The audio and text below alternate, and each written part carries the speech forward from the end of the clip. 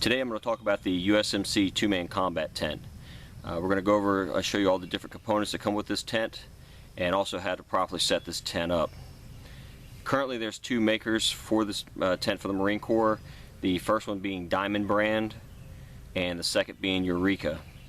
From personal experience, I haven't noticed any differences between the two other than small cosmetics, but pretty much they're basically manufactured in the same specifications.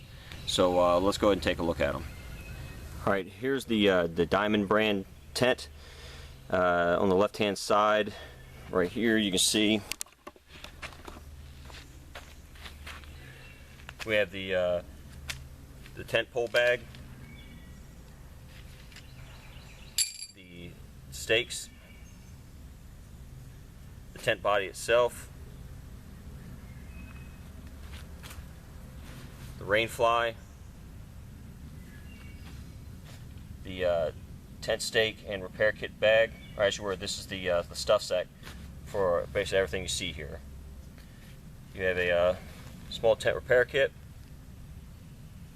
and this is your stuff sack which will hold your tent stakes as well as the repair kit, these items right here.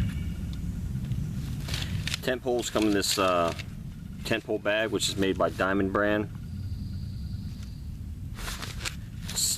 The stuff sack's made out of nylon material with slightly rubberized waterproofing on the interior. It has a draw cord.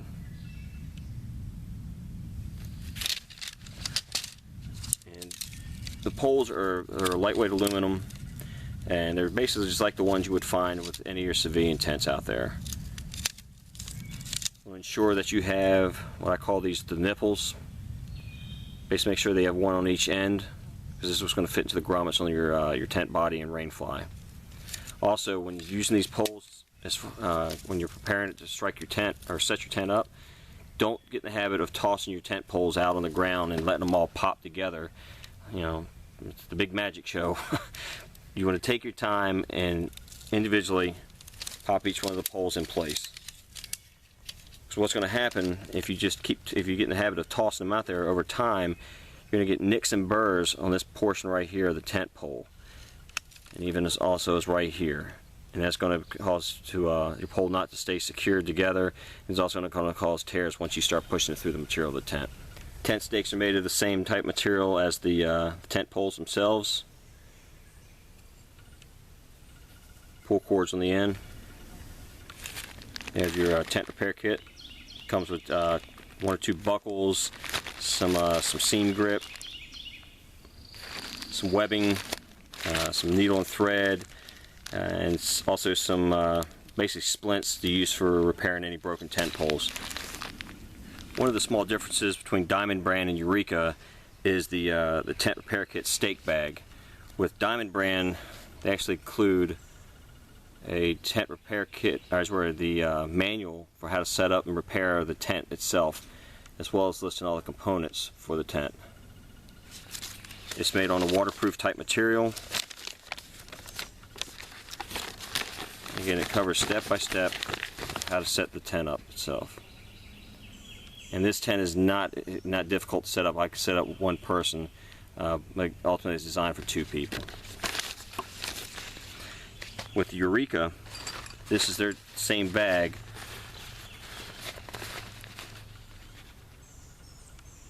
and this is all it is.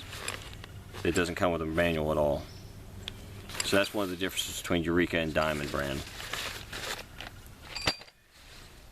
With their stuff sacks, they hold all the components of the tent itself. You have this one here is by Diamond brand. On the inside flap, the rain flap, is pretty much the same as the repair manual. Get this one out of there.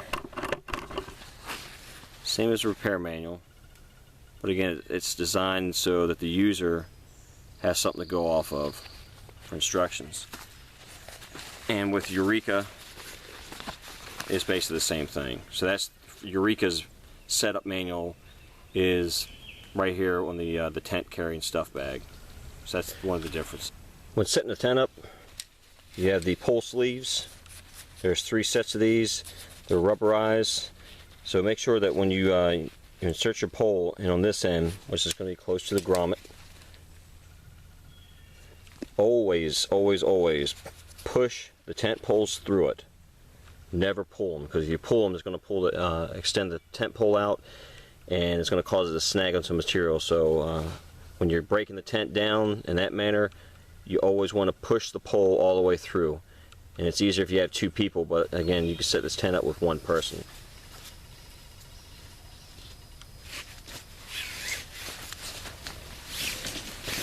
When you get ready to put it into the grommets, you have two grommets here. Depending on how new your tent is, if it's a new tent and the material hasn't really stretched out, then you would go ahead and probably most likely put it in the furthermost grommet. Again, if it's a new tent, put in to the one closest to the tent body. So it just depends on how new your tent is, or when you're setting it up.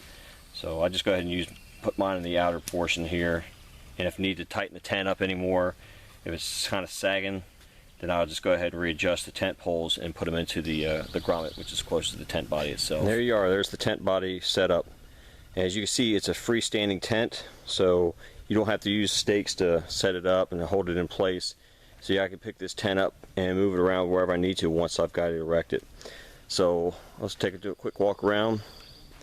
You see you have one pole over the front of the door here, and you got two center poles.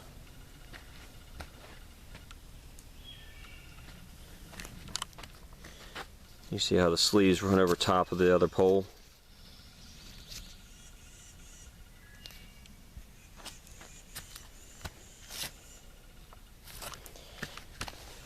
You have pieces of looping or webbing for putting tent stakes in.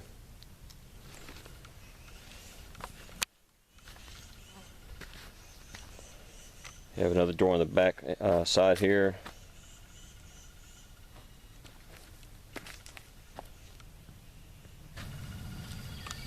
Okay, on your doors, on both the front and the back, there's actually two parts to it. You have the external portion here, which is a very fine mesh insect netting. Then on the interior panel is going to be basically the same material as the tent body itself. This is going to be used for cold weather, keep the heat inside the tent, or also if you're just using the tent body itself minus the Rainfly, it'll keep all the water from getting inside your tent. So in a case like today, it's very hot and muggy, so I'm not going to sleep tonight with this closed all the way up. So I'm going to simply take this interior panel and just go ahead and roll it up so it's out of the way. And on the inside, on both doors, you have a piece of elastic loop webbing and a small plastic toggle. So it's going to use that secured in place. So now that's up and out of the way. I'm not going to trip over it, rip it, or do whatever. Whenever you're not inside your tent, I can't stress it enough, always ensure that you keep the mosquito netting zipped up, because you don't want to get any kind of spiders crawling in there, ants, any kind of bugs whatsoever, and definitely don't want to get a mosquito in there, because I don't know how many of you, a lot of you probably have experienced it. You get a mosquito inside your tent, it's going to bug you all night long. So always keep your insect netting zipped up and secured, even if you got to step away from your tent for 20 seconds. It's all it takes is a second for a bug to get inside there. So when not in use, zip it up.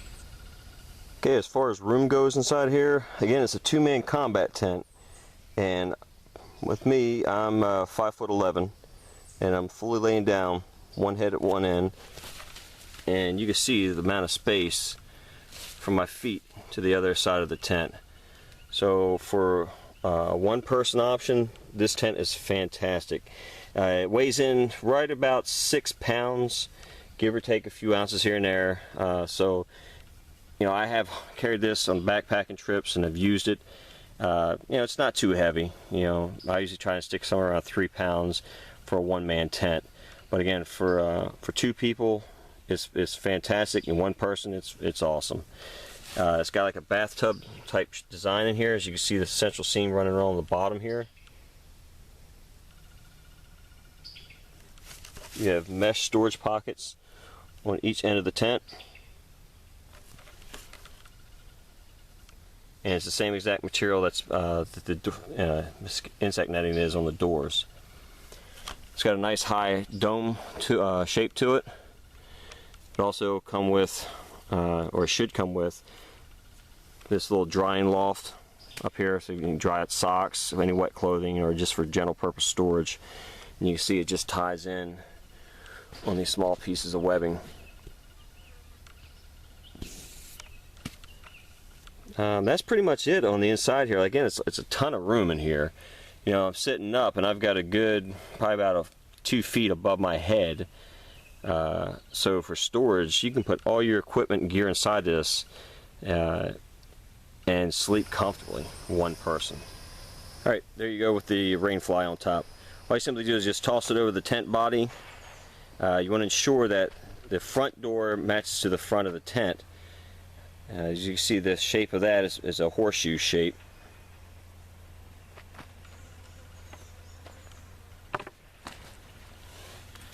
On 4 points on the Rainfly, you have male Fastex clips, and all they do is simply hook into the female portion, which is permanently attached to the strip webbing to the tent body. So they just clip right inside there.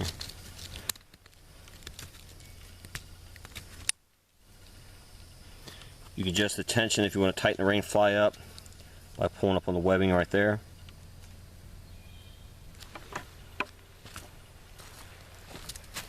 The Rainfly doesn't go all the way to the ground, but again, you have the waterproofing portion on the bathtub design on the tent body itself, so it's not going to cause any issues right there as far as rain popping up inside there.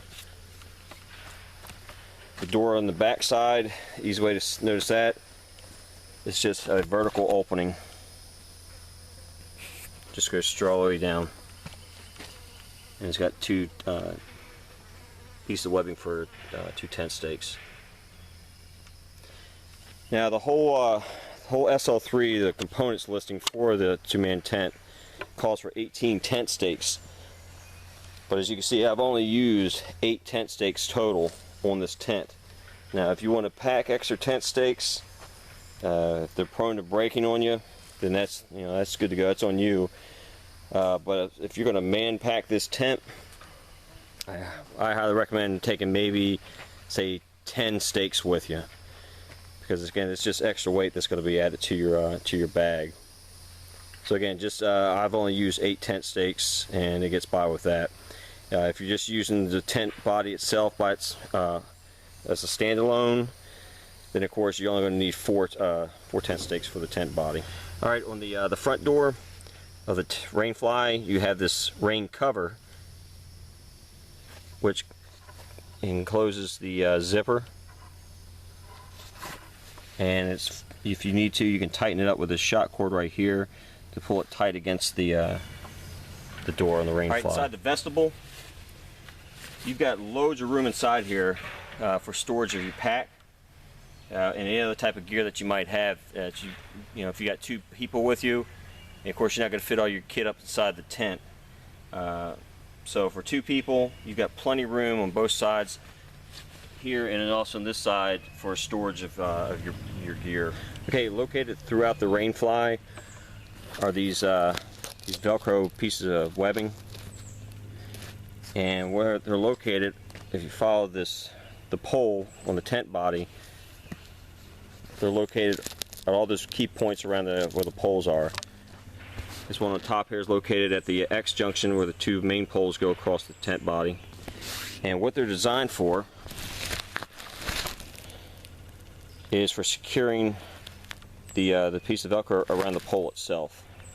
So it better secures the Rainfly, so it's not going to go flying off into the wild blue yonder. The door on the back side of the Rainfly, again, it's a vertical zippered opening. And see, 2 points on here you have Velcro closure on it.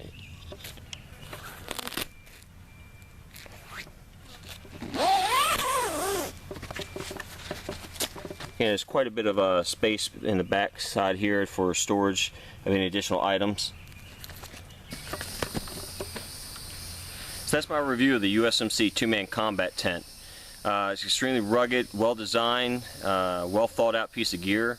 So if you're looking for a tent that's going to last and take a lot of abuse, that's your tent. I've used it on many occasions, hiked with it. Not really too bulky. Weighs in about 6 pounds, but again, it's well thought out. Great for 2 people with more than enough room, and if for 1 person, it works great. You can fit everything you own inside this thing and still have more room left over. So hope you enjoyed it. Subscribe, leave any comments, and we'll see you in the next video. So take care and God bless.